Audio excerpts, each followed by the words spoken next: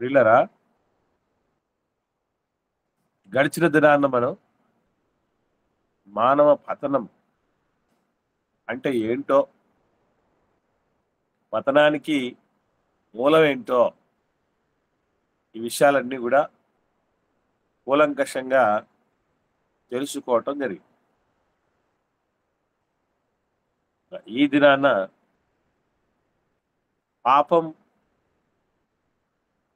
ఎలాంటి పరిపాలన చేస్తుంది అసలు, అలాగే పాపానికి ముందటి స్థితి ఎలా ఉంటుంది, పాపం చేసిన తర్వాత పరిస్థితి ఎలా ఉంటుంది, ఈ విషయాలన్నీ కూడా మనం ఈ దినాన నేర్చుకునే ప్రయత్నం చేద్దాం పిల్లలు. మొదటిగా మనం గుర్తుంచుకోవాల్సినటువంటి విషయం, ఈ ప్రపంచాన్ని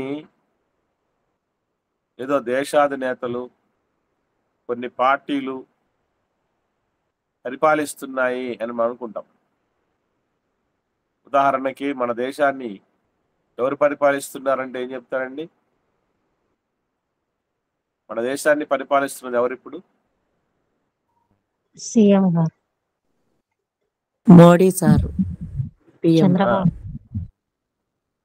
ప్రజాస్వామ్య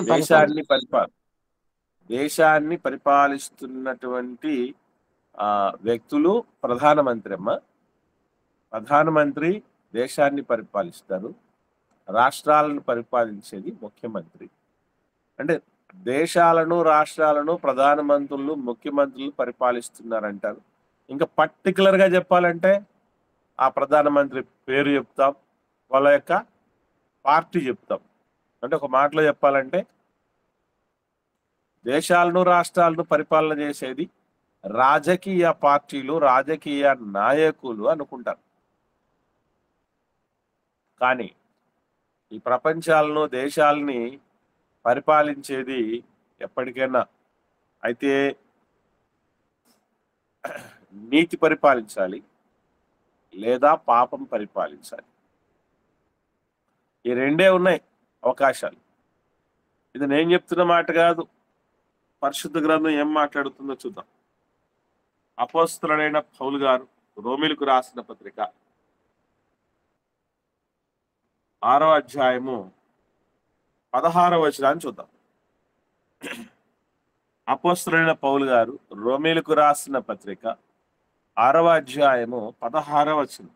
లోబడుటకు దేనికి మిమ్మును మీరు దాసులుగా అప్పగించుకొందురో అది చావు నిమిత్తముగా పాపమునకే గాని నీతి నిమిత్తముగా విధేయతకే గాని దేనికి మీరు లోబడుదురో దానికే దాసులగుదురని మీరెరుగరా? రెండు పరిపాలిస్తున్నాయి. రెండు పరిపాలనలో ఏదో ఒక పరిపాలన క్రింద మానవుడు ఉంటాడట. ఆ రెండు పరిపాలన ఇక్కడ చెప్తున్నాడు. ఏంటంటే రెండు రకాల పరిపాలన. నీతి నిమిత్తము ఒకటి చావు. బాగా అప్పగించబడేది ఎవరెవరికని రాయబడింది బాగా చూడాలి. అంటే వచనాన్ని చూసినప్పుడు మనం క్లారిటీకి రాకపోతే ఇబ్బంది అండి. రెండు పరిపాలనలు ఉన్నాయి, బాగా గమనించండి. ఒకటి పాపమునకు అప్పగించబడటం, రెండు ఎవరికి? రెండు ఎవరికి? నీతి కాదమ్మా, బాగా చూడండి. విధేయతకు అప్పగించబడేటటువంటి రెండు వ్యవస్థలు గురించి అడుగుతున్నాం మనం. అప్పగించబడేది మొదటిది ఏమన్నాడు? పాపమునకు అన్నాడు ఒకటి. రెండవది విధేయతకు అన్నాడు. అంటే పరిపాలనలో రెండు రకాలైన పరిపాలన ఉన్నాయి. ఇంకా చెప్పాలంటే రెండు రకాలైనటువంటి అధికారాలు ఉన్నాయి. ఇంకా చెప్పాలంటే రెండు రకాలైనటువంటి దాస్యాలు ఉన్నాయి. అంటే మనం లోబడి జీవించాల్సిన వ్యవస్థల్లో రెండు వ్యవస్థలు. విధేయత వ్యవస్థ ఒకటి, అవిధేయత వ్యవస్థ లేదా పాపపు వ్యవస్థ. ఇవే పరిపాలిస్తున్నాయి. ఎందుకనంటే ఈ రెండిట్లో ఏవో ఒకటి ప్రపంచాన్ని, లోకాన్ని, పార్టీలను సైతం, ఒకవేళ ప్రపంచాన్ని, దేశాలను, రాష్ట్రాలను పార్టీలు పరిపాలిస్తున్నాయి, లేదా రాజకీయ పార్టీలు లేదా రాజకీయ నాయకులు పరిపాలిస్తున్నారన్న వాళ్ళను సైతం పరిపాలించేది అటు పాపం గాని ఇటు విధేయత గాని, ఈ రెండిట్లలో ఏదో ఒకటి పరిపాలిస్తుంది. ఒక మాటలో చెప్పాలంటే ఈ పాపం అనే దాని గురించి మనం ఆలోచన చేస్తున్నాం కనుక దాస్యం చేస్తున్నాం పాపానికి అని అంటే పాపం మన పట్ల ఏమైనట్టు మీరు చెప్పాలి. పాపానికి దాస్యం చేస్తున్నాడు మానవుడు అంటే పాపం మన పట్ల ఏమైనట్టు? ఏలుతుందన్నమాట. ఏలడం అంటే పాపం ఏలుకొస్తుంది. నియంతృత్వం. అధికారి అధికారి నియంతృత్వం అంటే ఒక మాటలో చెప్పాలంటే నియంతలాగా పరిపాలించేటటువంటి శక్తి పాపానికి ఉంది. మనం పాపంలో జోలికి వెళ్ళనంత వరకు మనదే రాజ్యం, మనము నీతిమంతులం, మనము విధేయులం, మనకు దీవెనలు మెండుగా ఉంటాయి, సింహంలాగా ధైర్యంగా ఉంటాం, అన్నీ నో ప్రాబ్లం. ఎప్పుడైతే పాపానికి దాస్యలోకం పోయాడు, పాపపు ప్రారంభ స్థితి వేరు, నేటి స్థితి వేరండి, మర్చిపోకండి. పాపం చేస్తున్న ప్రారంభ దినాల్లో పాపం ఎలాంటి స్థితిలో ఉండేది తెలుసా? ఎవరికైనా ఐడియా ఉందండి? పాపానికి ప్రారంభ దశ వేరు, ఇప్పుడున్నటువంటి దశ వేరు. ఏమిటి ప్రారంభ దశ? పాపపు ప్రారంభ దశ ఎలా ఉంటది? ఈ ఉత్స దశ లేదా ఉన్నత దశ, ఎదిగిన దశ ఎలా ఉంటది? ఎవరికైనా ఐడియా ఉందా?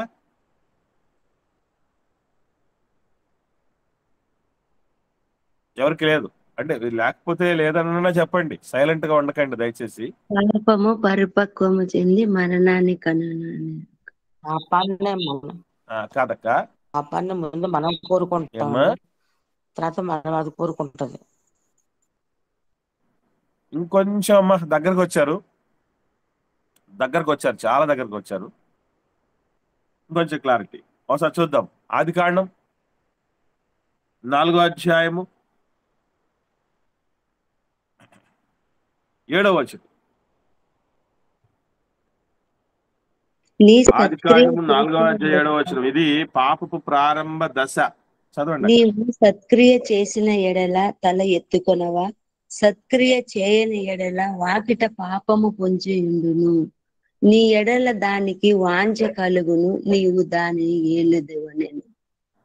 నీవు దానిని ఏలుదు అంటే ప్రారంభంలో పాప పరిస్థితి ఏంటి? పాపాన్ని మనం ఏలుతాం. తర్వాత స్థితి ఏంటి? అది మనల్ని ఏలుతాది. అదన్నమాట తేడా. అర్థమైందండి? పాపపు ప్రారంభ దశలో పాపాన్ని మనం ఏలుతాం. అది బలపడిందంటే, తీవ్రతరం అయిందంటే దాని దాస్యం కింద మనం చిక్కుకుపోతాం. అందుకే పాపపు ప్రారంభ దశలోని అంటే దానిని మనమేలుతున్న పరిస్థితులలోనే జాగ్రత్త వహించి దాన్ని కంట్రోల్ చేసుకోగలగాలి. అది మనకు చేతనయ్యే పరిస్థితి కాదు కాబట్టి దేవుడు ఒక పథకాన్ని ఏర్పాటు చేశాడు. అది తర్వాత మనం తెలుసుకుందాం, విమోచన పథకం అంటే ఏంటంటే. అంటే ప్రారంభంలో అది దానిని మనం ఏలితే ఇప్పుడు అది మనల్ని ఏలేటటువంటి పరిస్థితికి ఎదిగిపోయింది. ఇక ఎటువంటి పరిస్థితి ఉంటుందంటే దేవుడు యేసుప్రభువు వారు ఒక మాట చెప్తారండి యోహాను సువార్తలో. పాపం గురించి మాట్లాడుతూ ఆయన చెప్పినటువంటి విషయాన్ని చూద్దాం. 8వ అధ్యాయం యోహాను సువార్త 8వ అధ్యాయము ఇక్కడ 34వ వచనం చూద్దాం. 34వ వచనం. అందుకు యేసు, పాపము చేయు ప్రతి వాడును పాపమునకు దాసుడని మీతో నిశ్చయముగా చెప్పుచున్నాను. దాసుడు అయం. దాసత్వం ఎవరికి ఇష్టం ఉంది? మీకు ఎవరికైనా ఇష్టం అండి దాసత్వం? ఎవరికి ఇష్టం ఉండదు. దాస్యం కింద ఉండాలని ఎవ్వరికీ ఇష్టం ఉండదు, కానీ ఇష్టపూర్వకంగా ఒక దాస్యంలోనికి మనం వచ్చేసాం. అదే పాప దాస్యం. పాపము చేసే ప్రతి వ్యక్తి పాపానికి దాసుడు. ప్రపంచంలో ఎవ్వరి దాస్యం కింద మనం ఉండకపోయినా ఖచ్చితంగా ప్రతి మనిషి ఒక దాస్యం కిందకి వెళ్ళిపోతాడు. అందుకే కదా దేవుడు అన్నాడు, ఏ భేదం లేదు. దేవుడు అనుగ్రహించి మహిమ అందరూ అందరూ పాపం చేశారు అని అంటే అందరూ దాస్యంలోనికి వెళ్ళిపోయారు. అందరూ దాస్యంలోనికి వెళ్ళిపోయారు. దానిలోకి వెళ్ళిపోయిన తర్వాత పరిస్థితి ఎట్లా ఉంటుంది అంటే, అది ఎలా ఆడిస్తుంది తెలుసా అండి? ఒకసారి చూద్దాం. రోమిలికి రాసిన పత్రిక 7వ అధ్యాయం.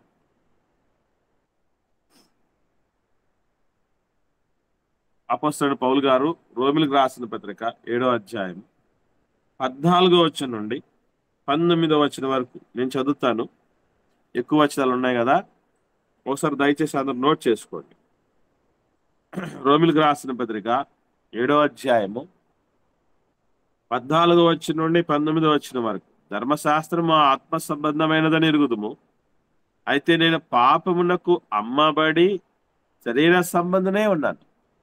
పాపానికి అమ్మబడ్డామంటే ఇప్పుడు ఎవరికి అమ్మబడితే వాళ్ళకి ఏమవుతాం? మనం దాసులం అయిపోతాం. దాసుల్లోనికి వెళ్ళిపోతాం. వెళ్ళిపోయిన తర్వాత ఏం జరుగుతుందో తెలుసా? పని చేయించాలండి. వాళ్ళు ఎవరైతే మనల్ని కొనుక్కున్నారో వాళ్ళు ఏం చెప్తే చేయాలి, అంతేనా? దాస్యం అంటే ఏంటి? అడ్డం తిరగడానికి లేదు, ఎదురు తిరగడానికి లేదు, కాదనడానికి లేదు, లేదనడానికి లేదు.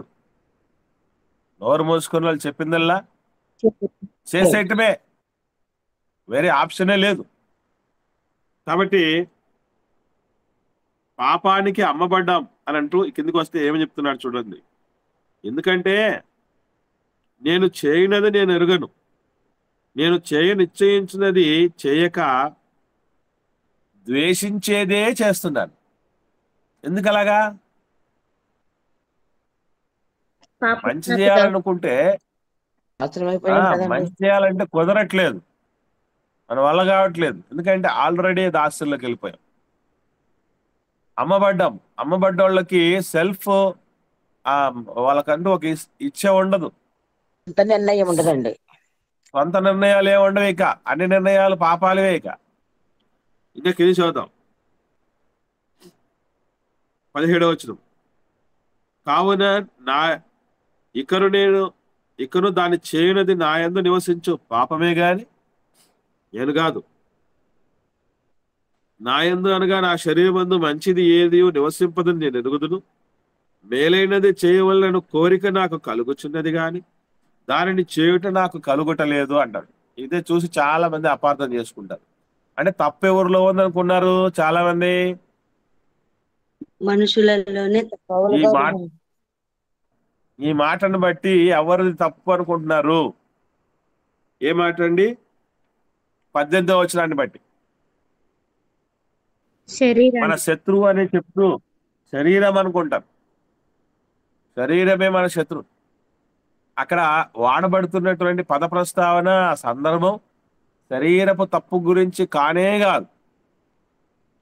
కాకపోతే పాపము చేయటానికి ఆయువు పట్టు ఆయుధాలతో కూడిన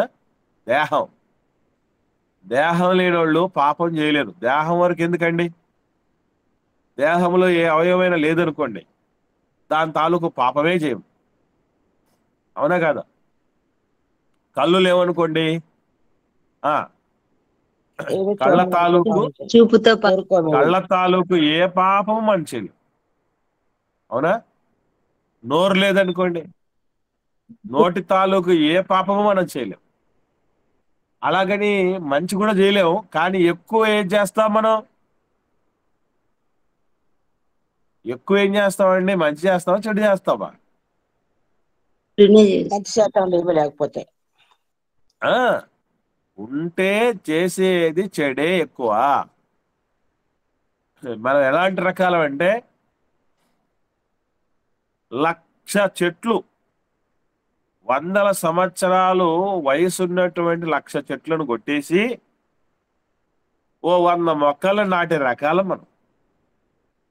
అయ్యో వందలు ఫస్ట్. అర్థమైందండి? వందల సంవత్సరాల వయసున్నటువంటి పెద్ద పెద్ద వృక్షాలను, మహావృక్షాలను లేపేసి మేము ప్రకృతి ప్రేమికులము, మాకు ప్రేమ ఉంది, మాకు లోకం మీద ఒక స్పృహ ఉంది, బాధ్యత ఉందని చెప్పటానికి ఓ 100 మొక్కలు నాటుతాం. ఆ లక్షల మహావృక్షాలు ఎంత విలువైనవి, ఎంత శ్రేష్టమైనవి, ఎంత కష్టం పడితే వచ్చినవి, అవి ఎన్ని ప్రొడక్ట్స్ ఇస్తాయి, ఎన్ని సేవలు అందిస్తాయి. కానీ వాటినన్నింటి అలాగ లేపేసి మనం ఏం చేస్తామంటే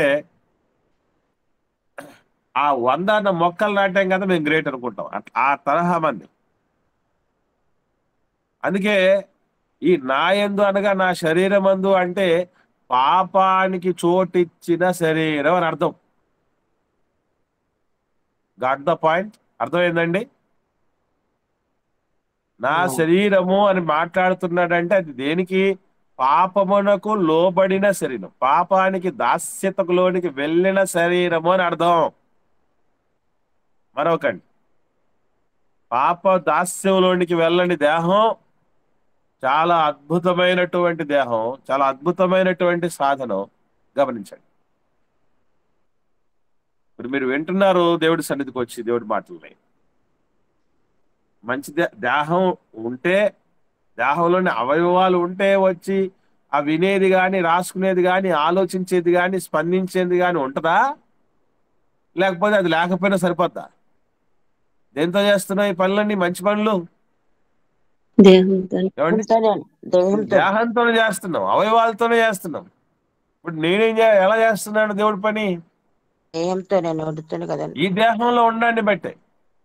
కాబట్టి తప్పు దేహములో లేదు. ఎక్కడుంది తప్పు? ఎక్కడుంది? దేహంలో ఉందా? దేహము పాపమునకు లోబడిన స్థితిలో ఉందా? పాపమునకు లోబడిన స్థితిలో ఉంది. అంతే అంతే, మర్చిపోకండి. ఇది చాలా మందికి తెలియక ఇప్పటిదాకా మనం చేసుకుని అనుకున్నటువంటి పద్ధతి అది. శరీరము శత్రువు, శరీరమే మన శత్రువు. ఎన్నిసార్లు వెళ్ళలేదండి ఈ విషయాలు? శరీరం అమ్మా, పాట కూడా ఉంది కదా. అదేనమ్మా. కాబట్టి అసలు గుర్తుపెట్టుకోవాల్సిన విషయం, శరీరం శత్రువు అయితే అసలు ఇచ్చింది ఎవరది? ఇష్టపడి కష్టపడి అసలు 9 నెలల నాన్ స్టాప్ ఆపరేషన్ లాగా చేసి దేవుడు మనకి ఈ దేహాన్ని ఇస్తే ఇది పాపం అనుకుంటే ఎట్లాగా? దయ్యం తెలివితేటలది. సాతాను పన్నాగాలు ఉచ్చులు అలా ఉంటాయి. ఈ దేహం మంచిది కాదు, ఈ దేహమే పాపం, ఈ దేహమే శత్రువు. నెవర్. నాకొక శరీరమును అమర్చితివి, నీ చిత్తము నెరవేర్చుటకు ఇదిగో నేను వచ్చి ఉన్నానన్నాడు యేసుప్రభువు. సజీవ యాగముగా తండ్రికి అప్పగించాల్సిన గొప్ప సాధనం అది, ప్రసాదం. దేవుడికి అప్పగించాల్సిన, దేవుడికి నిజంగా పెట్టాల్సిన ప్రసాదం ఏంటంటే ఈ దేహము, దీని ద్వారా వచ్చే సర్వము. మర్చిపోకండి. కాబట్టి నా శరీరంలో మంచి లేదు అంటే ఏ మంచిది? ఎందులో దేన్ని బట్టది? పాపమునకు లోబడినటువంటి దేహపు స్థితిని బట్టి. మర్చిపోకండి. ఇంకా కింది చదువుతాం. 19వ వచనం. నేను చేయగోరు మేలు చేయక చేయగోరని కీడు చేస్తున్నాను అని మాట్లాడుతున్నాను. చూడండి, ఇవన్నీ ఎవరి వల్ల జరుగుతున్నది అని అంటే నా యందు నివసించు పాపమే అనేటటువంటి విషయం చాలా క్లారిటీగా చెప్తున్నాడు పౌలు గారు. కాబట్టి ఎడ్డం అంటే చెడ్డమనేది, ప్రతిదానికి అడ్డం పడేది ఎవరు అంటే దేహం కాదు. ఏమిటి? పాపము. పాపము. పాపమునకు లోబడిన దేహమే ప్రమాదకరం. పాపం అంటని దేహం ప్రయోజనకరం, మర్చిపోకండి. చాలా అద్భుతమైనటువంటి పర్పస్తో దేహాన్ని పుట్టించాడు దేవుడు. ఆత్మకు గుడారం అది, దేవునికి ఆలయం అది, ప్రత్యుత్పత్తి సాధనం అది, అన్ని చక్కబెట్టుకోవటానికి. ఎందుకంటే చేయుటకుని చేతికి వచ్చిన ఏ పనినైనా దేవుడి పనిని నువ్వు సంపూర్ణంగా నెరవేర్చు, శక్తి లోపం లేకుండా నెరవేర్చు. నీవు పో పాతాళమందు పనైనను ఉపాయమైనను ఆలోచనను వివేచనను తెలివైనను లేదు అని అంటే, పాతాళంలోకి పోయిన తర్వాత ఏం పని ఎందుకు చేయలేవంటే దేహం ఇక్కడికి వెళ్ళిపోయింది మట్టిలోకి. అది విషయం. దేహం మట్టిలోకి వెళ్ళిపోయినప్పుడు ఏ పాపము చేయలేము, ఏ పుణ్యము చేయలేము. కాబట్టి దానికి హేతువుగా ఒక ఆయువు పట్టుగా ఉన్నది తప్పనిసరిగా దేహము. కానీ దేహాన్ని సైతం చెడగొట్టేది, భవిష్యత్తును సైతం అంధకారం చేసేది పాపము తప్ప దేహము కాదు. ఇది మనం గుర్తుంచుకోవాలి. నియంతత్వ పరిపాలనలోకి వెళ్ళిపోతాం మనం. వన్స్ అలాంటి అలవాటైన దేహాలు పరిస్థితులు ఎట్లా ఉంటాయంటే, అది వ్యసనాలకు అలవాటు పడ్డోళ్ళు మీరు చూడండి, దాంట్లోంచి బయటికి రాలేరు. ఎందుకంటే పాపానికి వన్స్ దేహం అలవాటు పడితే ఇంకా కష్టం అండి. ఇప్పుడు ఫర్ ఎగ్జాంపుల్ చాలా మంది ఆన్లైన్కి ఎందుకు రాలేకపోతున్నారు? ఆన్లైన్కు చాలా మంది ఎందుకు రాలేకపోతున్నారంటే, రాత్రుల్లో లేటుగా నిద్రపోతారు, తెల్లవారు తొందరగా లేరు. సరే, బాగుంది. ప్రశ్న వేసుకోవాలి మనం, ఏం చేసి ఇంత లేట్ నైట్ వరకు మనం మేలుకొని ఉన్నాం? ప్రశ్నించుకుంటే మనకు అర్థం అవుద్ది. పనికి మాలిన పనులన్నీ చేసుకుంటూ ఉంటాం. ఇది ఎందుకు కొరగావాలి? ఉట్టికి కాదు స్వర్గానికి కాదు అంటారే, అట్లా ఏ దానికి పనికొచ్చే విధంగా ఉండే పనులు ఉండవు. అనవసరంగా సెల్ ఫోన్లు వాడుతూ ఉండేటువంటి వాళ్ళు, పిచ్చాపాటి మాట్లాడేటువంటి వాళ్ళు, ఆ టీవీలకు అతుక్కుపోయేవాళ్ళు వాళ్ళు, ఇలా రకరకాలుగా విలువైన సమయాన్ని వృధాపరుచుకొని లేట్ నైట్ వరకు నిద్రపోయి పోయి అలాగని ఏమైనా పోలీసు తెల్లారాళ్ళు సాయంత్రాలు ఏమైనా వస్తారా అంటే అది కూడా నాట్ గ్యారంటీ. ఎందుకంటే పనులన్నీ ఏం చేస్తారు, పని పోయి వచ్చిన తర్వాత మిగతా పనులన్నీ ఎప్పుడు చక్కబెట్టుకోలే? ఎప్పుడండి? సాయం సమయాల్లో చక్కబెట్టుకోవాలి. ఉన్న పనులన్నీ చక్కబెట్టుకోవడానికి రాత్రి లేట్ అయిపోతుంది, ఇంకా దాన్ని బట్టి తెల్లారలేదు అయిపోయి. కాబట్టి ఇక్కడ ఒకటే, కేవలము మనకు ఆ సోమరితనం ఉండడాన్ని బట్టి, మనకు ఆ స్పృహ లేకపోవడాన్ని బట్టి, అరే ఎక్కడరా నాకు మంచి భవిష్యత్తు, నాకు ఉజ్వలమైనటువంటి జీవితం ఎక్కడ ఉంది, దేన్ని బట్టి ఉంది, ఎక్కడ మనం నేర్చుకోగలం అనేటువంటి స్పృహ కోల్పోయినటువంటి పరిస్థితి. ఎందుకంటే పాపానికి అప్పగించబడ్డాం కదా. కాబట్టి ఈ కన్నులు ఇదిగో ఎక్కువగా దేనికి ఇష్టపడతాయనంటే పాపాలకు ఇష్టపడతాయి, పాపం వినడానికి ఇష్టపడతాయి చెవులు, పాపం మాట్లాడడానికి ఇష్టపడతాయి నోరు, పాపం ఆలోచన చేయటానికి ఇష్టపడుతుంది మెదడు.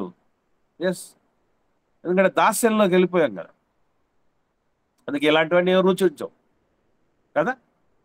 కాబట్టి పిల్లరా, ఇది పాప పరిస్థితి. ఇకపోతే పాపము చేయక మునుపు మన స్థితి ఎలా ఉండేది అని తెలుసుకోవాలంటే, అసలు పాపమే లేని స్థితిని మనం ఎక్కడ చూడగలం, ఎప్పుడు చూడగలం? చూసామా ఇంత ముందు? తెలుసా మనకి? ఏదోను తోటలా అవ్వాలా. వెరీ గుడ్, వెరీ గుడ్ అమ్మా, వెరీ గుడ్ అక్క. మనకు కూడా ఉంది. మనం కూడా పాపము ఒకానొక సమయంలో చేస్తాం. అంత ముందు ఎట్లా ఉంటుంది జీవితం, అది ఒక్కసారి మనం పరిశీలన చేసుకోవాలి. అక్కడ ఎలా ఉంది పరిస్థితి అని అంటే, మన ఆది తల్లిదండ్రులు ఎలాంటి స్థితిలో ఉన్నారంటే, వాళ్ళు నీతిమంతులుగా ఉన్నారు. అసలు ఏ కళా కపటం ఎరుగనటువంటి స్థితిలో ఉన్నారు, పరిశుద్ధులుగా ఉన్నారు.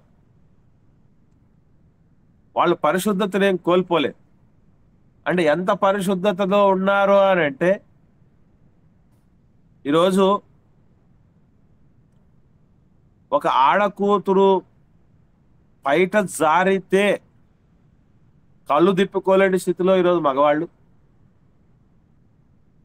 తనది కాని సొత్తు కానిటువంటి మగవాడు కనబడితే ఆ దేహదారుఢ్యానికో అందచందాలకో మనసులోనే పాపం చేసుకునేటువంటి ఆడవాళ్ళు ఉన్న ఈ పరిస్థితుల్లో, ఈ ప్రపంచంలో ఒకరినొకరు దిగంబరులుగా చూసుకుంటూ ఉన్నా కూడా వాళ్ళకి ఆ సిగ్గేది అనిపించలేదు. అంటే ఏంటిది? ఒక పసిప్రాయం లాంటి. చిన్నపిల్లల మీద గమనించండి, బట్టలు ఏంటంటే గగ్గోళ్ళేం బెటర్. ప్రారంభంలో మనం చూస్తే మనం వేస్తేనే వాళ్ళకి తెలుసు బట్టలు వేసుకోవాలి. బట్టలు వేసుకోకుండా తిరుగుతూ ఉంటే మనమే అంటాం ఏమని? షేమ్ షేమ్ పప్పి షేమ్ అని అంటాం. అలా అంటే వాళ్ళు ఓహో ఇది మనం బట్టలు వేసుకోలేమో అన్నటువంటి ఆలోచనలో ఉండి వాళ్ళు మనకు అండర్వేర్ లాంటిది వేయటం చేయటం, వాళ్ళకి అలవాటు చేయటం చేస్తున్నాం. అసలు పరిశుద్ధత అనేటువంటి పరిస్థితి అక్కడ మనకు కనబడుతోంది. ఇంకా బట్టలు చెప్పగలిగితే వేసుకోండి. దోషం, అవునమ్మా, దోషము ఎవరి మీద వెయ్యనటువంటి స్థితి. మోస్ట్ మోస్ట్ పవర్ఫుల్ క్యారెక్టర్ అండి, మర్చిపోకండి. మనలో నిజంగా పాపము లేకుండా దాన్ని ఏళనీకరణ చేస్తున్నామనంటే ఈ లక్షణం ఉండాలి. ఏమిటది? ఇతరుల దోషారోపణ ఒకరి మీద వెయ్యకుండా ఉండే పరిస్థితి. నేను అడుగుతున్నాను, మీరు చెప్పండి. మనం ఈ విధంగా దిగజారిపోయినాం భక్తి జీవితంలో కావచ్చు, ఎదుగుదల ఏ రకమైన ఎదుగుదల విషయంలోనే కావచ్చు, ఇలా మనం వెనకంజలో వింటున్నాము, మనం ఏం సాధించుకోలేకపోతున్నాం అంటే ఎవరిని దోషులుగా చూపెట్టకుండా, ఎవరిది తప్పు కాకుండా, వేరే వాళ్ళది తప్పు కాకుండా నా తప్పే అన్న వాళ్ళము ఎంతమంది ఉన్నాము?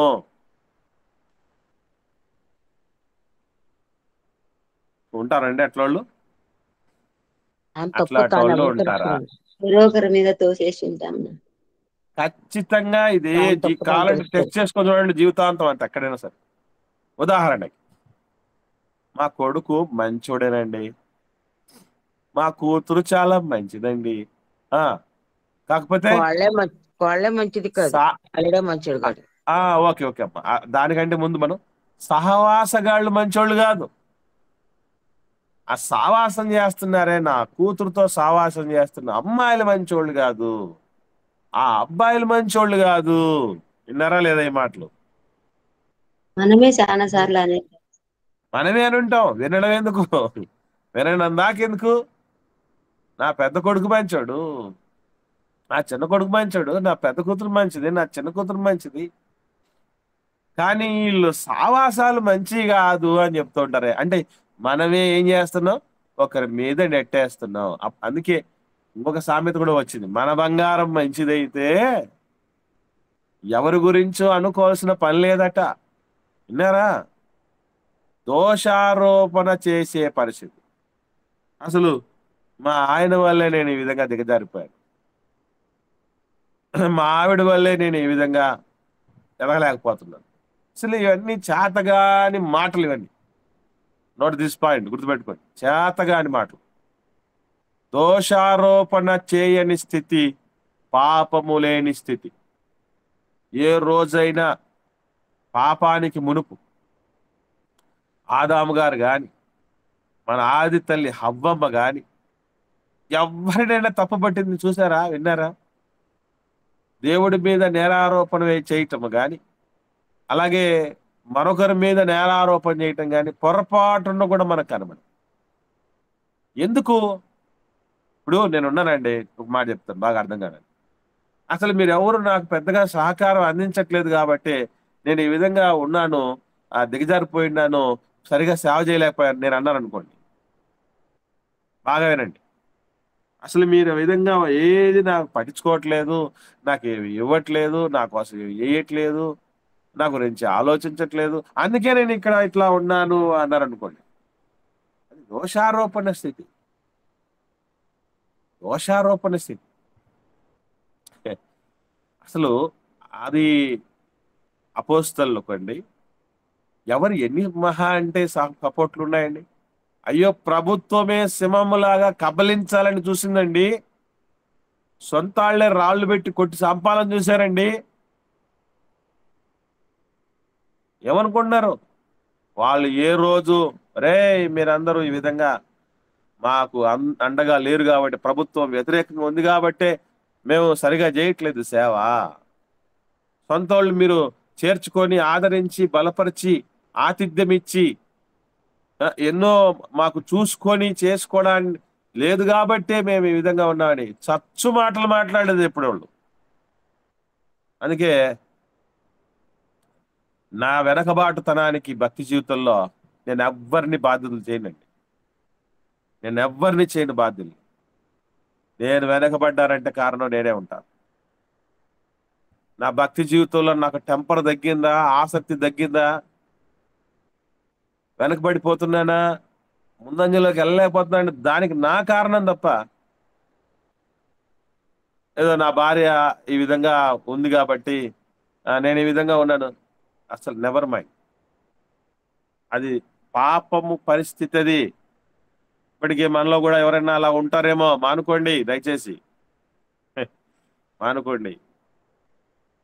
ఒకరి మీద నేరారోపణ దోషారోపణ చేయటం అన్నది పాపం చేస్తున్న వాళ్ళ స్థితి, పాపాత్ముల గతి అది.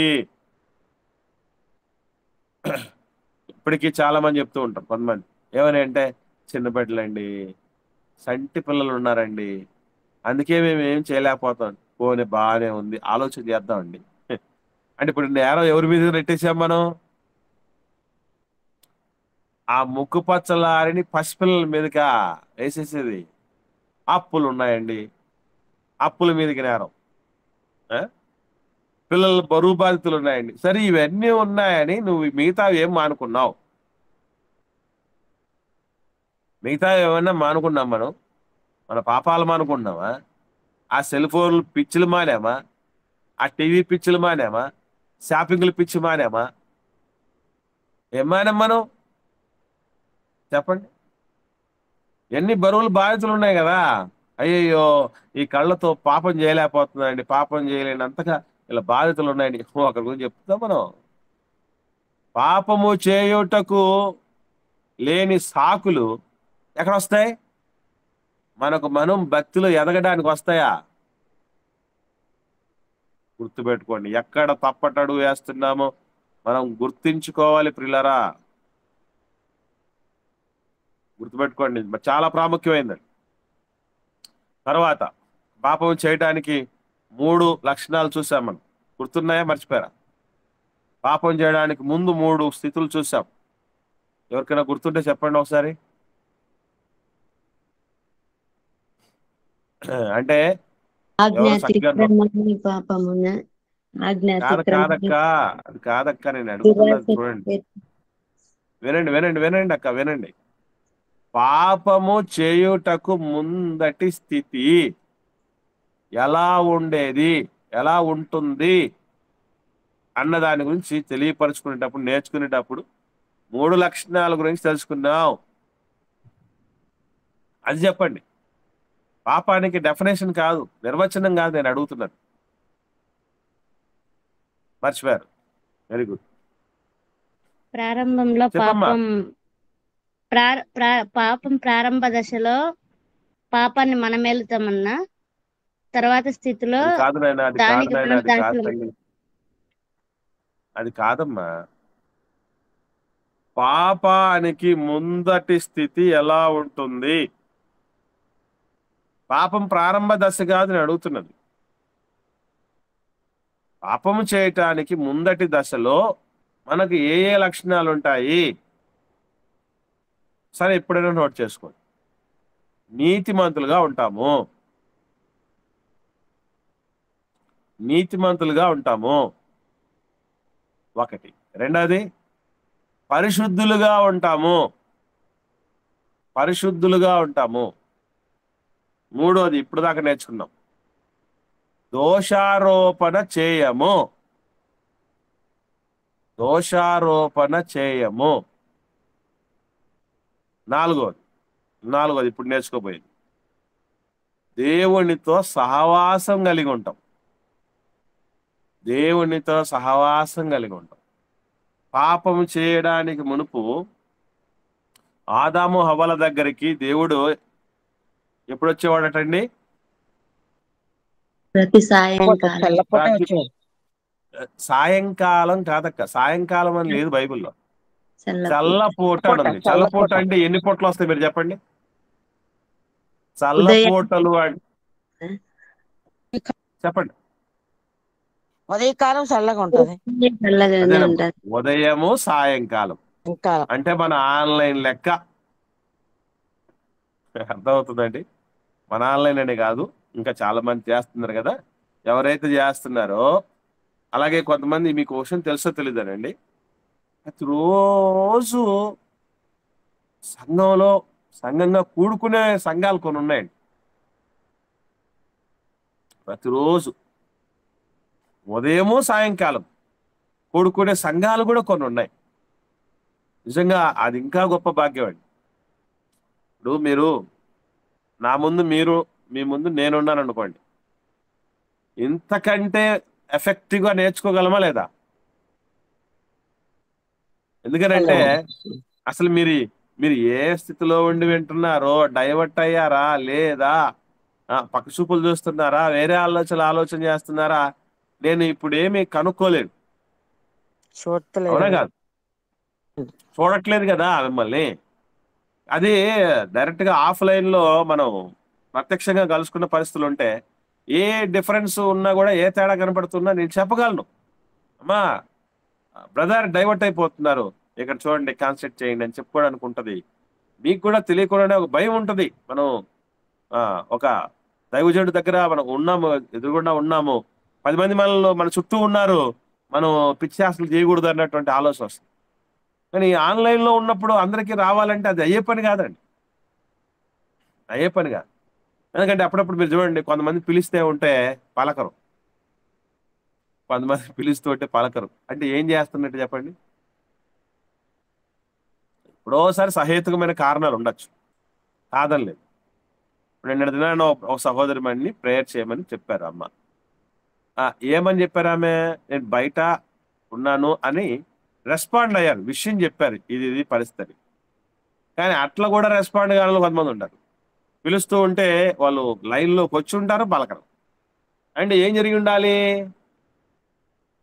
ఈ లోపు నిద్రన్న పోయి ఉండాలి, లేదా అది ఆన్ చేసి పక్కన పడేసి వాళ్ళ పనిలో వాళ్ళన్నా ఉండాలి. అంతేనా? ఈ 2 పనులు తప్ప ఇంక వేరే పనులు ఉండవండి. కాబట్టి రోజు చల్లపూటన వచ్చి దేవుడు సహవాసం ఎన్ని మెలకులు నేర్పించుంటాడండి దేవుడు. అప్పుడప్పుడు కొంతమంది అంటూ ఉంటారు, అన్న మా సహవాసంలో ఉన్నటువంటి పిల్లలు, సంఘస్థులు ఎంత భాగ్యవంతులు, అది మాకు లేకపోతుంది. ఒరే, మానవ మాతలుగా ఉన్నటువంటి మా సహవాస విషయంలోని ఇంతగా ఆలోచన చేస్తున్నప్పుడు, ఏకంగా లోకాలు కలుగజేసిన సృష్టికర్త కన్నతండ్రి వచ్చి వాళ్ళ మధ్య ఉండే మాట్లాడుతూ పోతున్నటువంటి పరిస్థితి వచ్చిందంటే ఇంత అద్భుతమైనటువంటి వాతావరణం అండి అది. కాబట్టి దేవుడితో సహవాసం మనిషి కోరుకుంటున్నాడంటే గుర్తుపెట్టుకోండి, పాపం నాకు వద్దు, దాన్ని ఏలనీయకూడదు అన్న మనసున్నోడు కోరుకుంటాడు దైవ సహవాసం. ఎవడు పడితే వాడు కోరుకోడు, మర్చిపోకండి. ఎవరు పడితే వాళ్ళు కోరుకోలేరు. ఏదైనా అసలు కొంతమంది నేను చూశాను,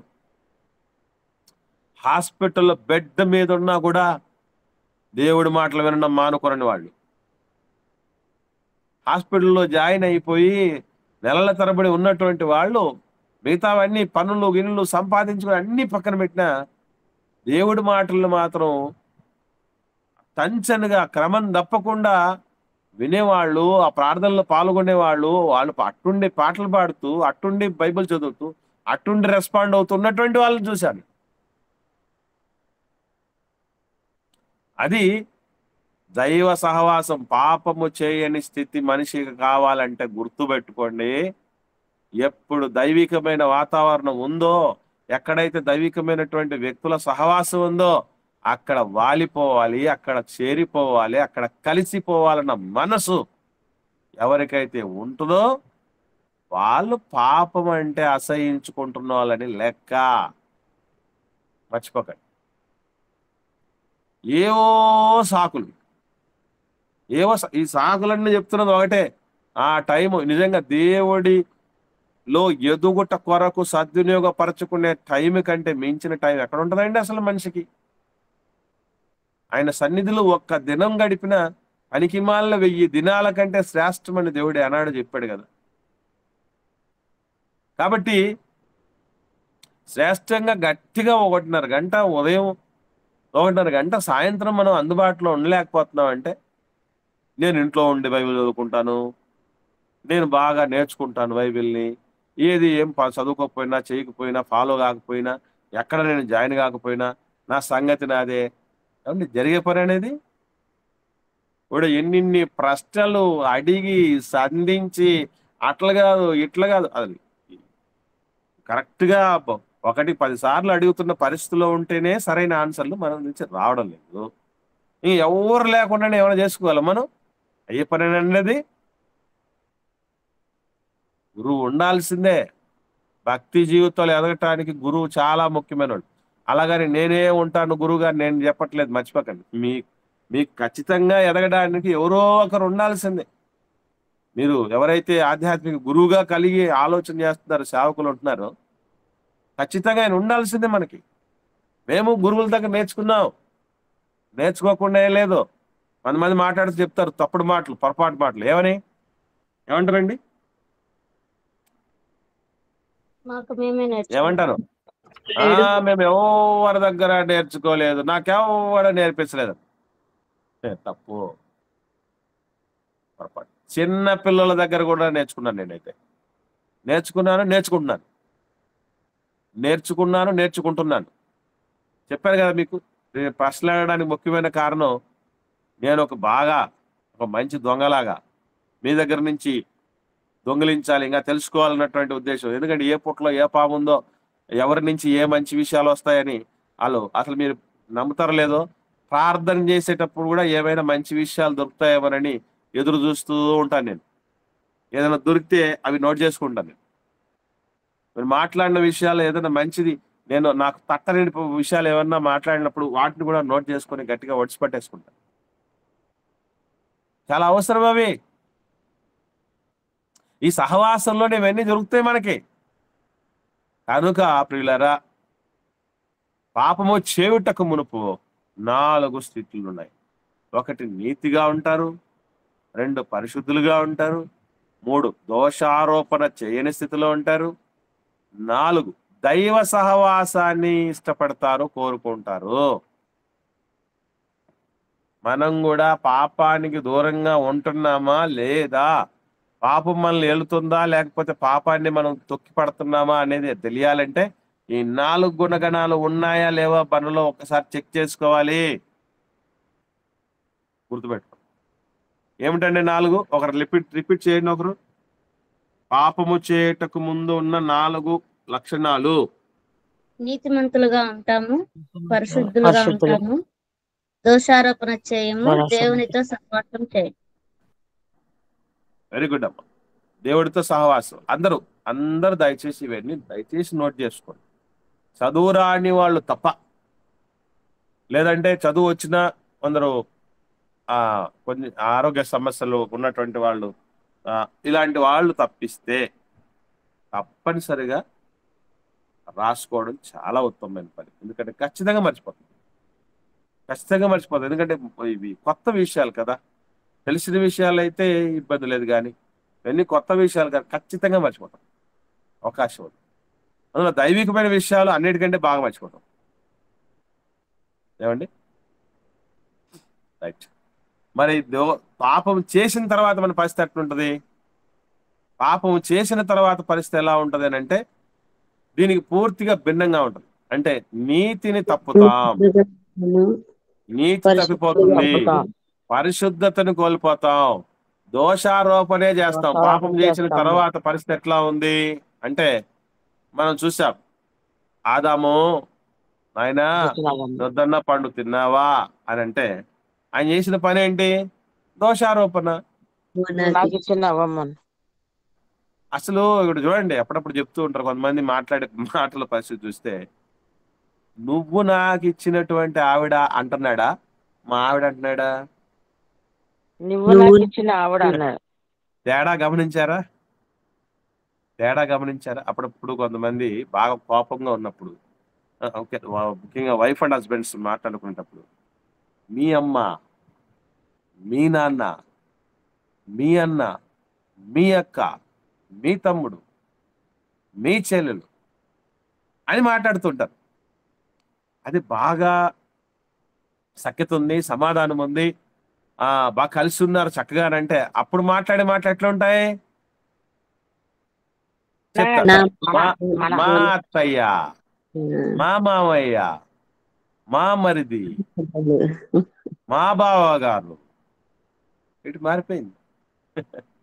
మారిపోయింది. ఇక్కడ కూడా చూడండి, ఆదాం గారు ఏమంటున్నారంటే ముందు స్టార్టింగ్ లో ఏమన్నాడు తెలుసా? అవ్వమ్మ ఎదురుగా కనపడగానే ఏమన్నాడు? నాలోంచి తీయబడిన నారే నా మాంసంలో మాంసం, నా ఎముకల్లో ఎముక, నాలో నుంచి వచ్చావు, ఇది నాది నాది నాది అని మాట్లాడి పాపం చేసిన తర్వాత మాటలు ఏమైపోయాయి? నువ్వు చేశావు, నువ్వు ఇచ్చావు. చూసారు అట్లా మారిపోయింది. దోషారోపణ చేసే స్థితి. కాబట్టి ఇంకా అపవాదులు మోపుతున్నాను. అవ్వమ్మకు వచ్చిన తర్వాత ఏమి కుదురుగా ఉన్నదేంటి? భార్యకు తగ్గ భర్త, భర్తకు తగ్గ భార్య, గంతకు తగ్గ బొంత అంటారు చూసారా? అట్లాగే ఈమె చెప్పింది పని ఏంటి అంటే, దేవా నువ్వు దయచేసి ఆవేశపడొద్దు, కోప్పడొద్దు, ఇందులో మా తప్ప అంటే ఏమి లేదు, ఆ సర్పము నన్ను మోసపుచ్చింది, సర్పము నన్ను మోసపుచ్చింది అని మాట్లాడింది. అంటే దోషారోపణ చేసేటటువంటి స్థితి వచ్చేసింది. అంతేకాదు సుమా, అసలు దేవుడి భయానకమైన ఉగ్రత కూడా ఎవరి మీద ఉంటది? ఎవరి మీద ఉంటదండి ఉగ్రత? దేవుడి ఉగ్రత ఎవరి మీద ఉంటది? పాపం చేసిన వాళ్ళ మీద ఉంటది. అవినీతులు, ఆ పాపము చేసినటువంటి వాళ్ళ మీద ఉంటది. ఎంత కోపం వచ్చింది అంటున్నారు దేవుడికి? ఏ తోట అయితే ఆదాం అవ్వల కోసం చేశాడో ఆ తోటలో నుంచి వెళ్ళగొట్టేసి మళ్ళీ తిరిగి రాకుండా ఏం చేశాడు? ఖడ్గ జ్వాలను నిలబెట్టాడు. ఎంత కోపం వచ్చిందండి. తర్వాత అంత అయిపోయింది, అక్కడ అయిపోయిందా? జీవిత కాలము చెమటోడిస్తే తప్ప నీకు కడుపు నిండదురా ఆదాము అన్నాడు దేవుడితో. దేవుడు మన ఆది తండ్రితో చెప్పాడు, నువ్వు వేదనతోనే పిల్లలు కంటావమ్మా అనేటువంటి శాపము హవ్వమ్మకి ఇవ్వటం జరిగింది. దేవుడు ఉగ్రత వచ్చేసింది. అప్పటిదాకా లేదే ఈ పరిస్థితి. అంటే పాపం చేసిన తర్వాత దేవుడి ఉగ్రతకు ఎవడండి తట్టుకోగలిగినవాడు? ఎవడండి నిలవగలిగిన వాడు చెప్పండి? కాబట్టి దేవుడి ఉగ్రత వస్తుంది పాపపు స్థితిలో. అదే పాపము చేయని స్థితిలో ఉంటే దేవుడి దీవెన వస్తుంది, దేవుడి కాపుదల వస్తుంది, దేవుడి నడిపింపు ఉంటుంది. మర్చిపోకండి. దాని తర్వాత ఆఖరి స్థితి ఏమిటి అని గమనించగలిగితే మంచి చెడ్డల తెలివి. పాపం చేసిన తర్వాత ఏమొచ్చిందండి ఆదాం అవ్వలకి? మంచి చెడ్డల తెలివి వచ్చింది. మంచి చెడ్డల తెలివి మంచిదా చెడ్డదా? మంచి చెడ్డల తెలివి మంచిదే చెడ్డదా? ఈ పాఠం విన్నాం మనం, విన్న దానిని మనం జీర్ణించుకోవటం అనే దాంట్లోనే ఉంటది. పాఠం విన్నాము, పర్ఫెక్ట్ గా అర్థమైందంటే ఈ క్వశ్చన్ కు పర్ఫెక్ట్ ఆన్సర్ రావాలి. వచ్చిందంటే కరెక్ట్. సర్లేండి, చెడ్డదన్నా బానే ఉంది. ఇప్పుడు మాట చెప్తా నేను, దేవుడికి మంచి చెడ్డలు తెలుసా తెలీదా? తెలుసండి, ఆయనకి తెలియదు. మరి దేవుడిలో చెడ్డతనం ఉన్నట్టేనా? మరి ఆయనలో ఏ చెడ్డతనం లేదు. మరి ఎలాగ? ఇప్పుడు మనం ఏమనుకున్నాం? మంచి చెడు తెలివి మంచిదా చెడ్డదా అంటే చెడ్డదన్నాం, అవునా కాదా? మంచి తీసుకోవాలా చెడుని తీసేసుకోవాలన్నా? ఇప్పుడు చెప్పండి, ఇప్పుడు మంచి చెడ్డలు తెలివి మంచిదా చెడ్డదా? చక్కగా ఉన్న జీవితాన్ని చేతులాడి నాశనం చేసుకున్నారు కదయ్యా. నేను అడుగుతున్న ప్రశ్న కరెక్ట్ గా ఆలోచన చేసి చెప్పండి అమ్మా. ఇది మంచి చెడులు తెలివి అనేది మనకు అవసరం అంటారా అనవసరం అంటారా? మంచి చెడు అవసరం అండి. అనవసరం అన్నారు అనుకోండి, అవసరమే అవసరం లేదు అన్నారండి. ఒక నిమిషం వినండి అమ్మా. అవసరం లేదు అన్నాడు అనుకోండి, అది దేవుళ్ళో ఉంది. అవసరం ఉంది అన్నారు అనుకోండి, అది పాపం తర్వాత వచ్చింది. ఇప్పుడు ఏం చెప్తాం? ఇప్పుడు మాట్లాడండి. అవసరమేనా? ఓకే. మంచి చెడ్డ అనేది ఎట్లా? అవసరమే. ఎలా మనము అవసరం? మంచిని చెడును రెండు దేవుడు ఇచ్చినాడు కదా మనకు స్వేచ్ఛ. పాపమును ఏలనీయకుండా మనం పెట్టుకుంటే అది మంచిదేనా? పాపమునకు దాసలమైతే మనం ఇంకా దాని నుంచి తొలగిపోతాం. ఓకేనండి, రైట్ అక్క, మంచిది. ఇప్పుడు ఎస్తేరమ్మా ఏదో మాట్లాడుతున్నారు, చెప్పండి అమ్మా. విచక్షణ అనేది అవసరం కదన్నా. మంచి చెడ్డ జ్ఞానం ఉంటేనే విచక్షణ ఉంటుంది. ఏది మంచి ఏది చెడో తెలియాలి కదా. ఓకే ఓకే అక్క, మంచిదమ్మా. అవమ్మ గారు చెప్పండి అమ్మా. ఇప్పుడు మనకి స్వతంత్రం వచ్చిన తర్వాత ఏది చెయ్యాలో ఏది చెయ్యకూడదో నియంత్రించుకునే జ్ఞానం దేవుడు మనకి ఇచ్చాడు. ఓకే అమ్మా, రైట్. గమనించండి, ఇది కరెక్ట్, మంచి విషయాలు చెప్పారు, పంచుకున్నారు. మనకు చెడును చెయ్యకుండానే తెలుసుకుంటే అది మంచిది.